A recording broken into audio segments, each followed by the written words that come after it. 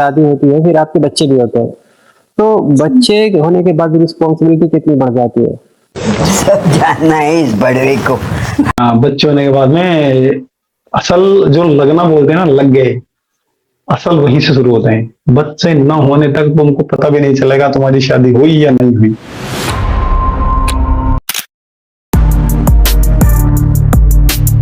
तब अभी कहाँ पे हैं आप, कहाँ पे काम करते? मैं फिलहाल कतर में हूँ और एक कंपनी है मैकेनिकल लाइन की, ऑयल एंड गैस की, उसमें मैं काम कर रहा हूँ एज ए डॉक्यूमेंट कंट्रोलर।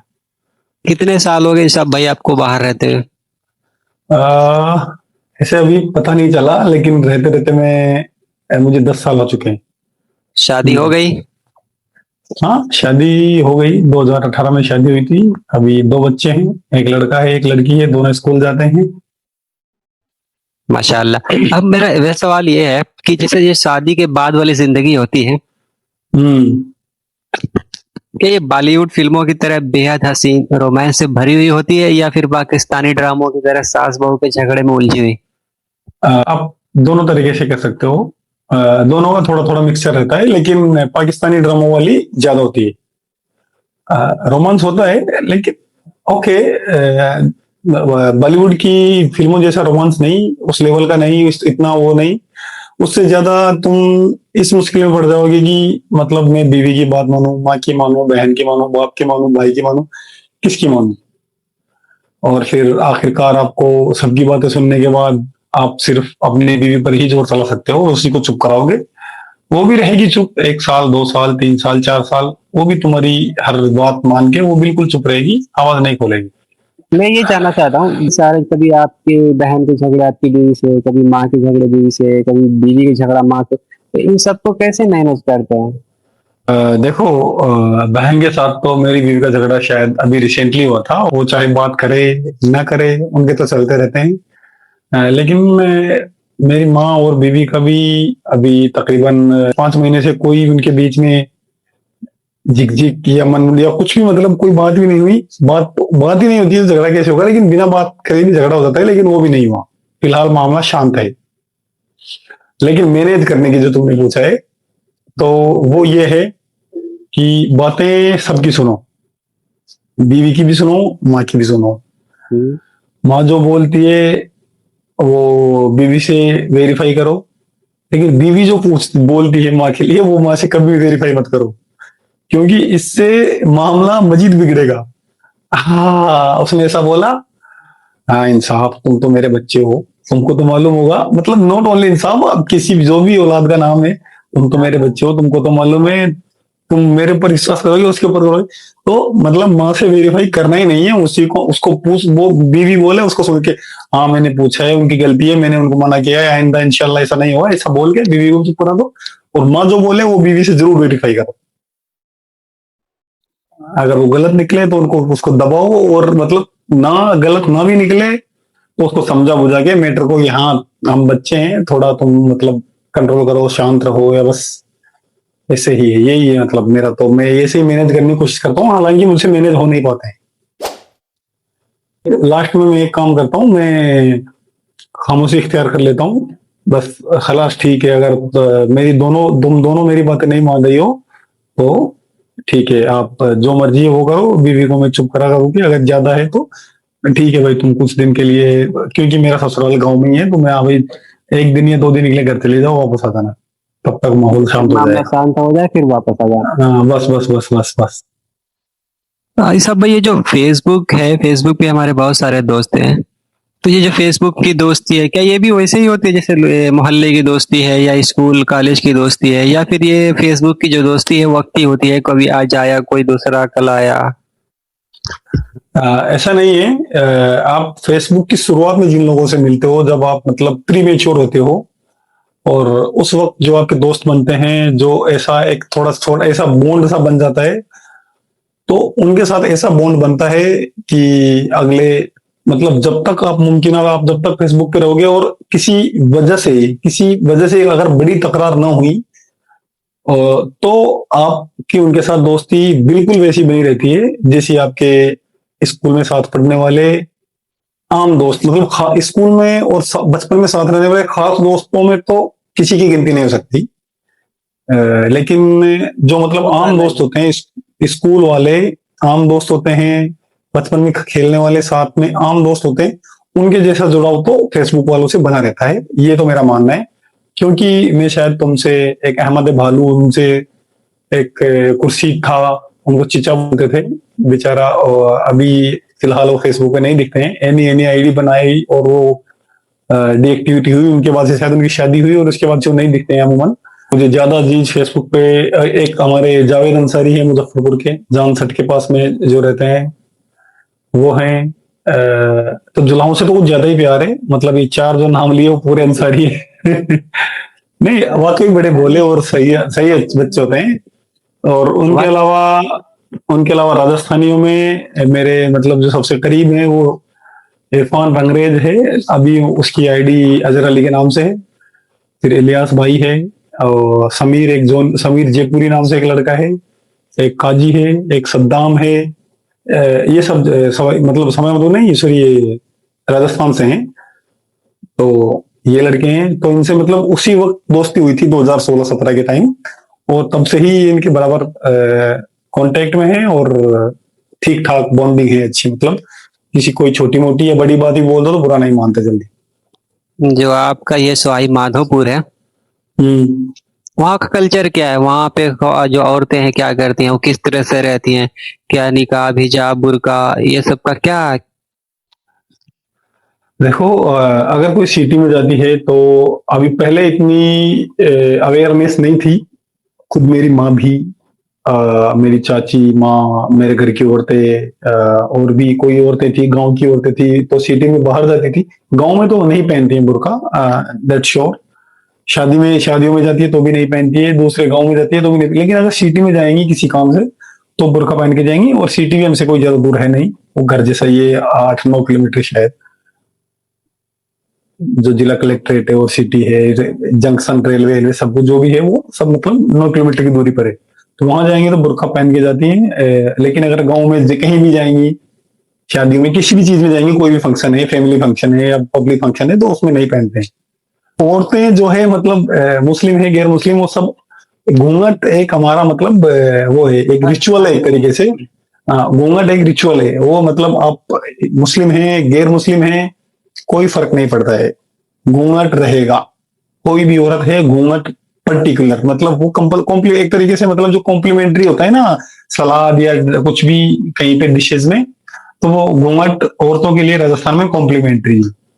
तो ये जो घूंघट है, ये एक तरह का हिजाब ही है, मतलब किसी चीज से ढक लेना, इसका हाँ। शादी के बाद वाली जिंदगी होती है क्या? ये बहुत मुश्किल भरी होती है, या फिर जितना लोग सुनाते हैं वैसा कुछ नहीं है? मतलब ठीक है, मुश्किल होती है, लेकिन इतनी भी मुश्किल नहीं है। देखो, आपको एक ऐसा स्टैंड लेना पड़ेगा, और फर्स्ट ऑफ ऑल तो आपको फर्स्ट ऑफ ऑल तो आपको बदलने की जरूरत है नहीं। अब अगर आप शादी के बाद बदल जाओगे तो आपके लिए मुश्किलों का दौर शुरू होगा। अगर आप अपने आप को वहीं पे रखोगे कि हाँ, मैं जो सही है वही बोलूंगा, अगर मतलब ऐसा लगा आपको कि हाँ यार, इस दफा या पिछले 3-4 दफा से तो बीवी की कोई गलती है नहीं, और घर वाले वाकई तंग कर रहे हैं बिला वजह, तो आप उस टाइम आप एक्शन ले सकते हो। और उस टाइम एक्शन लेना जरूरी होता है कि ठीक है, आपको अगर नहीं पसंद आ रहा है तो मेरा जो आपके लिए जो मेरे फराइज हैं वो मैं अंजाम दूंगा। जैसे आपकी तबीयत खराब है या कुछ और मसला है, या फिर आपके पैसों की जरूरत रहती है, जाहिर बात है, तो वो मैं अपने फराइज अंजाम दूंगा। लेकिन मेरे बच्चे या बीवी या ये अब से अलग रहेंगे, अलग घर में रहेंगे, या मतलब अपना सिस्टम अलग कर लेंगे, उस वक्त आपको एक एक्शन लेना बहुत जरूरी हो जाएगा। और उसके बाद से जिंदगी की मुश्किलें थोड़ी कम हो जाएंगी। हाँ, आपके पास पैसे नहीं बचेंगे, फिर बिल्कुल नहीं बचेंगे। प्रायोरिटी की बात ऐसी है, आपके ऊपर जितना आपकी माँ का है उतना किसी का भी नहीं। पर रिश्ता अलग लेकिन है, माँ अलग है, हाँ, बीवी अलग है, कंपेयर नहीं हाँ, कर सकते। कंपेयर नहीं कर सकते। तो जितना हक आपकी माँ का है उतना किसी का नहीं हो सकता, क्योंकि उन्होंने आपको अपने पेट में रखा, जना, उसके बाद में आपकी तब तक तरबियत की जब तक आप बालिग ना हो गए। सही है, तो उनकी जगह तो कोई नहीं ले सकता। यहाँ तक कि आप अपनी खाल निकाल के उसकी जूतियां बनवा के अपने माँ और बाप को पहना दो, तब भी उनका हक पूरा नहीं होगा। तो वो तो बात करना ही बेकार है कि प्रायोरिटी क्या है। तो प्रायोरिटी तो जाहिर है, क्लियर है प्रायोरिटी कौन है, हमारी प्रायोरिटी कौन चाहिए। लेकिन जब कोई औरत आपके लिए अपना घर बार छोड़ के आपके पास आ जाए और पूरी जिंदगी के लिए आ जाए, ऐसा नहीं किराए से कि हाँ महीने 2 महीने 6 महीने साल 2 साल के लिए नहीं, वो भी अपने पीछे पूरा परिवार, माँ बाप भाई बहन दादा दादी नाना नानी सब कुछ छोड़ के आपके पास आइए और परमानेंट आइए, शरीक हयात बन के। आपकी उसकी तरफ भी आपके कुछ फर्ज हैं आपको, और वो होने भी चाहिए। और जब जब आपको ऐसा लगे कि उसके साथ इंसाफ नहीं हो रहा है, तो आपको स्टेप लेने पड़ेंगे। और आपको उसका पूरा हक तो, हम गरीब आदमी हैं, हम पूरा हक तो ना उनका अदा कर सकते हैं ना माँ बाप का।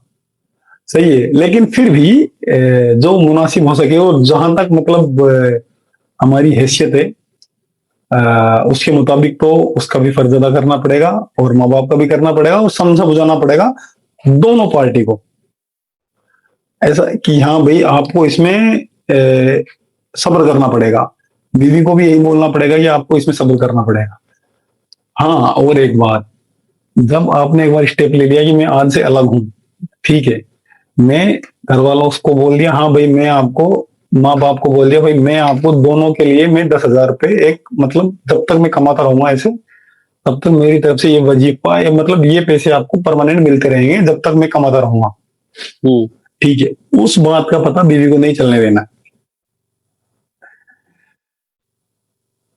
क्योंकि वो 4-5 महीने बाद ही आपसे पूछने लग जाएगी, 6 महीने बाद आपसे पूछने लग जाएगी कि मुझे कुछ काम था। आप भले ही आप बीवी को देते रहेंगे महीने के 8,000 10,000 15,000 कुछ भी, जैसा भी खर्चा होगा, जैसे भी हमारी कमाई होगी उस हिसाब से, लेकिन वो पूछने लग जाएगी कि इन पैसों का क्या है, उनका क्या है, आप मेरे को इतना देते हो उतना देते हो, तो बस कि हाँ बस मतलब आपको आपकी जरूरत के मुताबिक मिल रहा है, तो बाकी आप सवाल जवाब ना करो और जो भी बेहतर होगा वो मैं कर लूंगा, दैट्स ऑल। ये ऐसी बातें हैं कि इनको मतलब हाथों हाथ अमल में लाना जरूरी है। अगर लेट हो गए, उसको भी बहला के रख दी बीवी को भी, नहीं हाँ मैं करूंगा मैं करूंगा मैं करूंगा, मतलब वादा करना ही नहीं है। जो हमसे नहीं हो सकता है, कोई बात हमसे पूरी नहीं हो सकती है, कोई वादा हमसे पूरा नहीं हो सकता है, वो वादा तो बीवी से करना ही नहीं है, जिंदगी भर नहीं करना।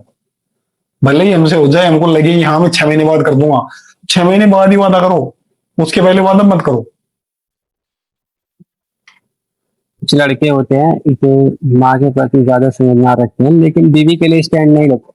कि बीवी अगर गलत है, बहुत बोल रही है, लड़ाई झगड़ा कर रही है तो ठीक है, लेकिन अगर बीवी को नाहक सताया जाए, तो आपको नहीं लगता जो बीवी है ये हमारी रिस्पॉन्सिबिलिटी होती है, we have to protect her. यही बातें मैं अभी बता रहा था कि जब आपको ऐसा लगने लगे कि हर बार तो इसकी गलती नहीं हो सकती है, भले ही ये कितनी खराब है लेकिन हर बार तो इसकी गलती नहीं हो सकती है, तो अपने हिसाब से चेक करो, पता लगाओ, और जैसे ही बातें मैच ना हो, क्योंकि माँ भी आपको बोलेगी बीवी भी आपको बोलेगी, तो आप माँ की बात को बीवी से वेरीफाई करोगे, लेकिन बीवी की बात को माँ से वेरीफाई नहीं कर सकते। लेकिन एक पॉइंट आ जाता है जहां आपको लगने लगता है कि यार नहीं, ये बार बार नहीं हो सकता